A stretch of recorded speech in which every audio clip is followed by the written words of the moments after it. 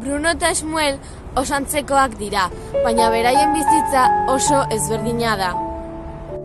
Bruno Berlingo etxe handi batean bizi zen. Beraitak lanobeagoa lortzean beste herrialde batera joan behar ziren bizitzera. Samuel Polonian bizi zen. Bere ama irakaslea zen. Egun batean Poloniara eraman zuten indarrez.